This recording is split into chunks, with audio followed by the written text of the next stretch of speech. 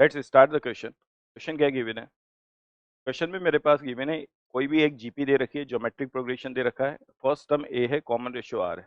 SN जो है वो denote the sum of the N terms. SN जो है वो सम ऑफ एन टर्म्स को रिप्रेजेंट कर रहा है। आपको यूएन दे रखा है और यूएन क्या है? Summation of SN. N is varying 1 to n। Then find out the values of r multiply with SN. ठीक है, plus 1 minus r multiply with UN. Clear? अगर मैं कॉन्सेप्ट की बात करूंगा तो ये एक तरह से क्या है? Sum of the N terms of GP, sum of first N terms of multiple concept है। ठीक है, फिर समेशन भी अप्लाई कर रहा है। अब क्वेश्चन को अगर हम लोग स्टार्ट करें तो हम लोगों को पता है जीपी दे रखी है जिसका फर्स्ट टर्म ए और कॉमन रेशियो आर। ठीक है, और हम लोगों को क्या करना है? पहले एसएन फाइंड आउट करना है। तो अगर मैं जीपी कंसीडर करूंगा तो ये ए आर स्क्वायर, ठीक है, एंड सो ऑन, इस तरह की जीपी है। अगर हम एसएन फाइंड आउट करें तो एसएन हम लोगों को पता है sum of N terms A. ठीक है, क्या पुटअप करेंगे?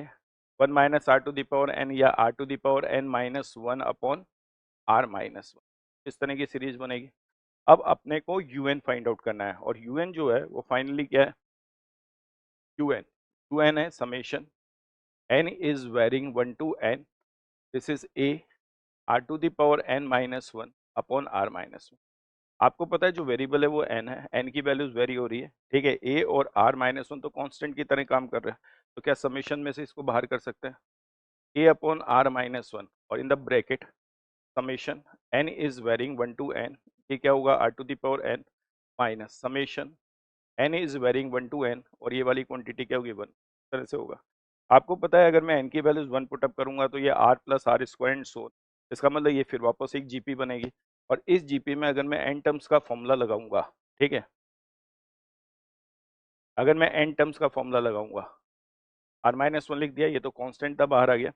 अगर मैं समेशन आर एन देखूंगा तो ये फिर जीपी बन रही है जिसका फर्स्ट टर्म क्या बन रहा है? फर्स्ट टर्म क्या बन रहा है? आर बन रहा है। फर्स्ट टर्म अगर आर होगा तो आर, ठीक है, वापस क्या होगा? एन टर्म्स है तो r to the power n और नीचे क्या आएगा? R minus 1। और ये वाली क्वांटिटी समेशन 1 तो इसको हम लोग एन लिख सकते हैं। क्लियर?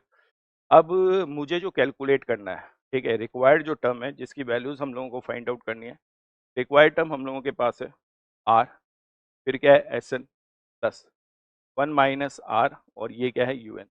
आप लोगों को पता है एस एन की वैल्यूज आप लोगों को पता है, तो ये क्या होगा? ए आर, आर की power N minus 1 divided by r minus 1 plus ये वाली क्वांटिटी 1 माइनस आर।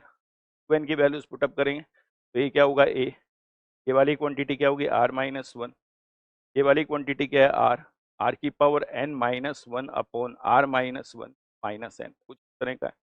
आप लोगों को पता है ये दोनों कैंसिलेशन हो रहे हैं, माइनस साइन से डेवलप हो जाएगा। तो इस वाली क्वांटिटी को अगर हम लोग देखें तो ये हो गया ए, ठीक है, ये क्या हो गया? R minus 1। क्यों ना मैं आर का इंसर्शन कर दूं, जैसे ही आर का इंसर्शन करूंगा तो ये वाली क्वांटिटी होगी r n plus 1 minus r, ऐसा कुछ होगा।